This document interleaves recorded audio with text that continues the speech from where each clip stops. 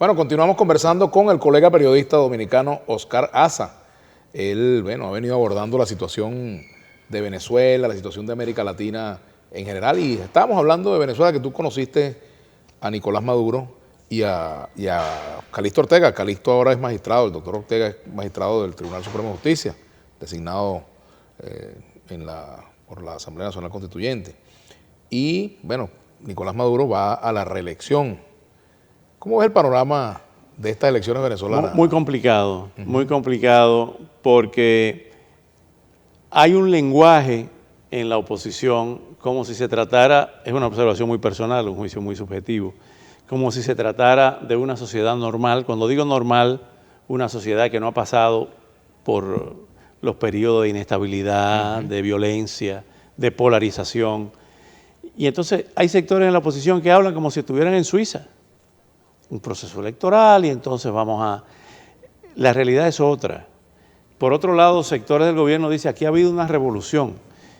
Y yo creo que bajo ninguna, tú que conoces mejor que yo esos temas, bajo ninguna de las definiciones en Venezuela ha habido una revolución. En Venezuela lo que ha habido es una sustitución de élites.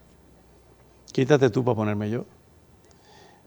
Creo yo, quizás esté equivocado, pero hay una serie de términos que se utilizan. En toda sociedad hay una élite. Cuando hay un cambio de tiempo político, hay un cambio de élite. Claro. Cuando hay un cambio de gobierno, de alguna manera también. Hay algunas élites que se mantienen, pero hay otras que cambian, ¿no? Sí, era como unos revolucionarios que había aquí cuando las crisis en Latinoamérica vivían en Coral Gables.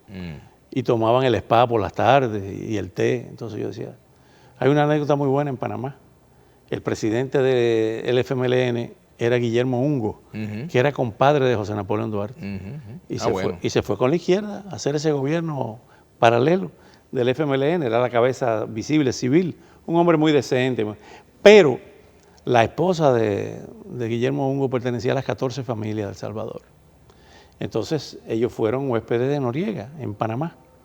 Estando en Punta Paitilla en su apartamento, vamos un gran periodista norteamericano y yo a entrevistarlo, a buscar a Guillermo Ungo. No estaba ahí, la señora dice, pasen y siéntense, hablando de eso de las élites y de los exquisitos. Y empiezan las protestas contra Noriega. Y en la avenida que rodeaban su apartamento de la señora Ungo, estaban tirando gases lacrimógenos.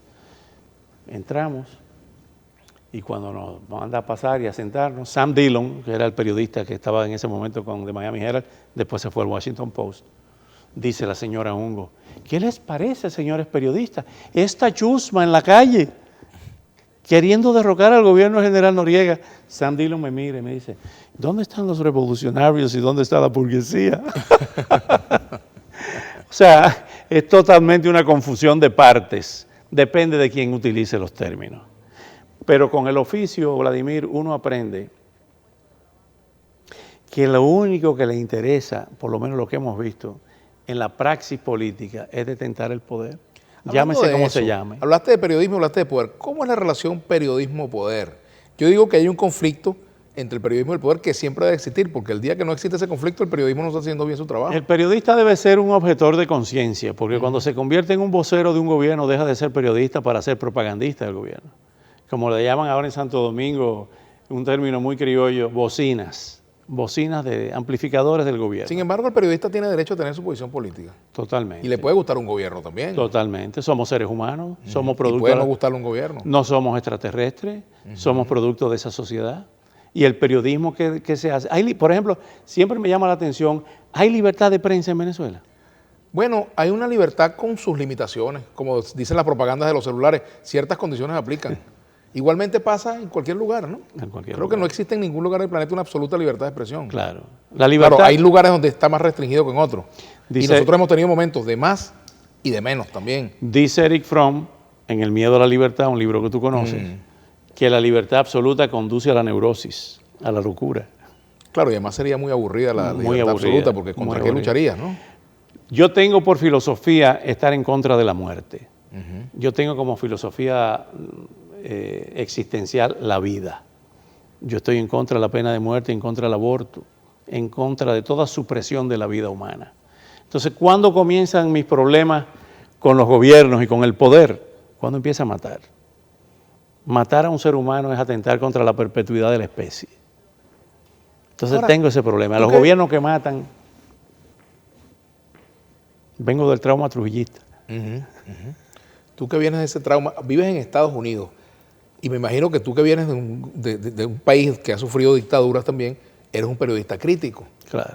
¿Cómo se es crítico en Estados Unidos, siendo tú dominicano, digamos, en una sociedad tan particular como esta? ¿Cómo ejerces tu rol de periodista crítico? Es interesante. Se puede hacer un periodismo crítico y como somos la mayor minoría que hay en español, los hispanos, claro. Puede ser crítico y no tiene consecuencias en el mainstream, en el centro, ¿no? en la médula de la sociedad norteamericana. Sin embargo, ¿Y entonces es inútil eso que haces? No, porque hay un público impresionante, 40 millones de hispanos te oyen, ¿no? Nada más y nada menos, la población de España. Y es una sumatoria de... Pero va a llegar el día en que lo que tú digas, por ejemplo, o lo diga un periodista latino aquí, va a ser mella en algo que se vaya a decir en la Casa Blanca. Sí, ahora mismo ya ha ocurrido con el tema de los Dreamers, bueno, con claro, el tema migratorio. Ese es un tema duro. Claro, con el tema del muro. Son temas fundamentales en la política norteamericana. Además, cada día tenemos una mayor representación en el Congreso. Tú te encuentras que ya hay jefes de la policía hispanos, jefes de bomberos hispanos. 3 senadores cubanoamericanos han llegado al Senado de 100. Mira los mexicanos, el poder que tienen.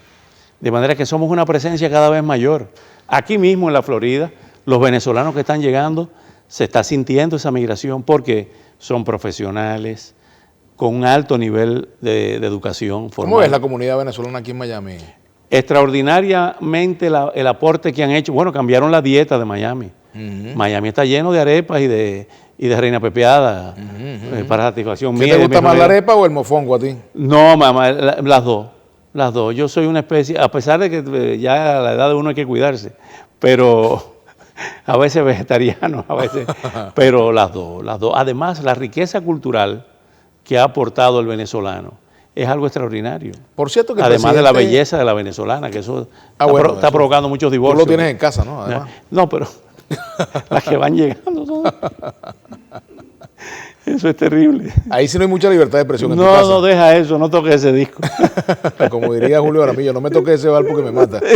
Por cierto que el presidente dominicano Danilo Medina ha jugado un rol muy importante en la crisis. Es muy amigo de los venezolanos. Ajá. ¿Cómo has visto el rol de República Dominicana en la crisis venezolana? Inútil. Es triste decirlo y sé que me van a criticar mucho por esto que te voy a decir. Dígalo. Pero los países que son árbitros deben ser los países grandes, que tienen el poder de hacer cosas. O sea, puede existir la buena fe de Leonel y de quien soy amigo personal. Lo conozco también. A Danilo no tengo el gusto de conocerlo, porque yo viví aquí en Estados Unidos cuando ese grupo emergió al poder. Pero realmente se quedó en nada y quien salió quemado ahí fue Rodríguez Zapatero, porque tuvo el problema en España. Esas declaraciones de Felipe González, miembro de la Internacional Socialista, igual que él, fue demoledora, la crítica de Felipe. Y realmente yo creo que cuando México y Chile se separaron de esa mediación, yo me imagino que Danilo se sentiría mal. Y mi amigo de infancia, el canciller Miguel Vargas Maldonado, Miguel Octavio Vargas Maldonado, mi gran amigo, se debieron haber sentido muy mal. Porque Videgaray y el canciller chileno pues dijeron, no, aquí no hay nada que hacer. Dejaron como perico en la estaca al gobierno dominicano. Esa es la realidad. Esa es la realidad. Hay que ser honesto con uno mismo y con el público, con tu público. Y esto... Sí, es lamentable porque uno hubiese querido una solución negociada a la situación venezolana, ¿no? Pero no ha sido fácil, no ha sido así. Y me preocupa mucho. ¿Tú ves imposible que suceda desde afuera? No, la palabra imposible no existe. En política. Pero no entiendo, no entiendo porque no tengo los elementos, no tengo el conocimiento tan profundo de la realidad venezolana. ¿Por qué el gobierno de Maduro y de Diosdado Caballo están corriendo de forma tan veloz hacia adelante? Cuando pudieran frenar un poco y quizá decir, bueno, nadie le va a creer en la comunidad. Te voy a cómo se ve desde acá. Nadie puede creer en un proceso en que invalidan a Leopoldo López, invalidan a Capriles, o sea, invalidan a los actores importantes de la oposición. A María Corina le pone un impedimento de 4 años para salir de Venezuela. O sea, son cosas que uno de aquí no entiende esa lógica. Si tú quieres buscar una salida política y que no haya injerencia extranjera, ni amenaza de una invasión, ni nada, dialoga con tu propia gente y suelta un poco la mano. ¿A qué se parece, a qué situación se te parece a ti la coyuntura venezolana de hoy? Vamos a hablar de eso al regreso. Es inédita, es inédita. Vamos a ampliarlo un poco al retorno. Ya venimos con Oscar Aza, desde Miami, desde Mega TV.